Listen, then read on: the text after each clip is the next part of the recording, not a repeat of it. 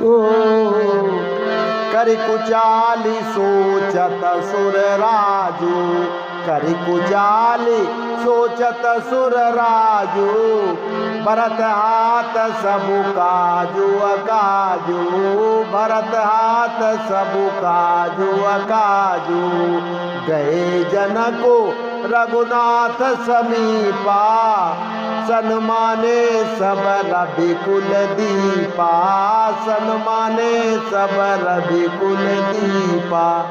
कुचाल करके देवराज इंद्र सोचने लग जाते हैं कि काम का बनना और बिगड़ना सब भरत जी के हाथ में है। और इधर राजा जनक जी मुनि वशिष्ठ आदि के साथ श्री रघुनाथ जी के पास पहुंच जाते हैं। वहां पर सूर्य कुल के दीपक श्री रामचंद्र जी सबका आदर सम्मान करते हैं। समय समाज धर्म अविरोधा, समय समाज धर्म अविरोधा, बोले तब रघुवंश पुरोधा, बोले तब रघुवंश पुरोधा। जनक भरत संवाद सुनाई, भरत कहाउति कही सुहाई, भरत कहाउति कही सुहाई। तब रघुकुल के पुरोहित वशिष्ठ जी समय समाज और धर्म के अनुकूल वचन बोले। उन्होंने पहले जनक जी और श्री भरत जी का संवाद सुनाया, फिर भरत जी की कई हुई सुंदर बातें भी सुनाई। तात राम जस आयसु देहु, तात राम जस आयसु देहु, सो सबु करे मोर मत एहु, सो सबु करे मोर मत एहु। सुनि रघुनाथ जोरि जुग पानी, बोले सत्य सरल मृदुबानी, बोले सत्य सरल मृदुबानी। फिर बोले हे तात राम, मेरा मत तो यह है कि तुम जैसी आज्ञा दो वैसी ही सब करें। ये सुनकर दोनों हाथ जोड़कर श्री रघुनाथ जी सत्य सरल और कोमल वाणी से बोले।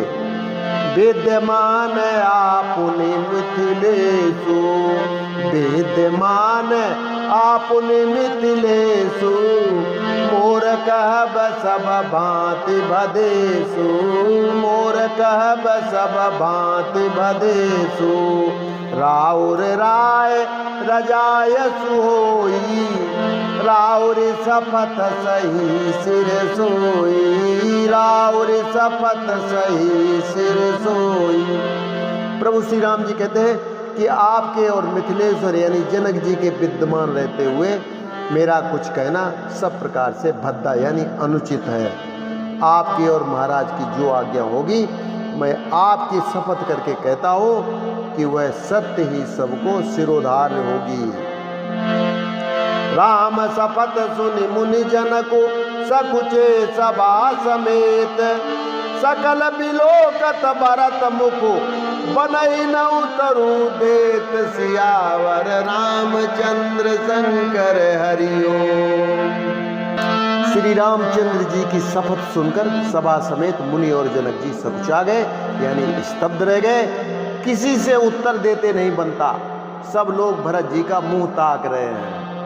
सभा सकुच बस भरत निहारी, सभा सकुच बस भरत निहारी, राम बंधु धरि धीरजु भारी, राम बंधु धरि धीरजु भारी।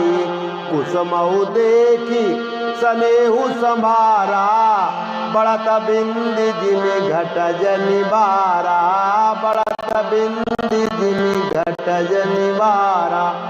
श्री भरत जी ने सभा को संकोच के बस में देखा। राम बंधु भरत जी ने बड़ा भारी धीरज धरकर और कुसुमय देखकर अपने उमड़ते हुए प्रेम को संभाला, जैसे बढ़ते हुए विंध्याचल को अगस्त जी ने रोका था, ठीक उसी प्रकार से। शोक कनक लोचन मति छोनी, हरि विमल गुण गण जग जोनी, हरि विमल गुण गण जग जोनी। भरत विवेक बराह विशाला, अनायास उधरी तेरी काला, अनायास उधरी तेरी काला। शोक रूपी हिरणाक्ष ने सारी सभा की बुद्धि रूपी पृथ्वी को हर लिया, जो विमल गुण समूह रूपी जगत की योनि यानी उत्पन्न करने वाली थी। भरत जी के विवेक रूपी विशाल बरा यानी बराह रूपधारी भगवान ने शोक रूपी हिरणाक्ष को नष्ट कर बिना ही परिश्रम उसका उद्धार कर दिया। करि प्रणाम सब कह कर जोरे, करि प्रणाम सब कह कर जोरे, राम राव गुर साधु निहोरे, राम राव गुर साधु निहोरे। क्षमब आजो अति अनुचित मोरा, कहूँ बदन मृदु बचन कठोरा, कहूँ बदन मृदु बचन कठोरा। श्री भरत जी ने प्रणाम करके सबके प्रति हाथ जोड़े तथा श्री रामचंद्र जी, राजा जनक जी, गुरु वशिष्ठ जी और साधु संत सबसे विनती की और कहा कि आज मेरे इस अत्यंत अनुचित बर्ताव को क्षमा कीजिएगा। मैं कोमल यानी छोटे मुख से कठोर धृष्टतापूर्ण वचन कह रहा हूं। ये सुमेरी शारदा सुहाई, ये सुमेरी शारदा सुहाई, मानसते मुख पंकज आई, मानसते मुख पंकज आई। विमल विवेक धर्म नयसाली, भरत भारती मंजू मराली, भरत भारती मंजू मराली। श्री भरत जी ने फिर हृदय में सुहावनी सरस्वती जी का स्मरण किया। वे मानस से, उनके मन रूपी मानसरोवर से उनके मुखार बिंदु पर आ विराजी।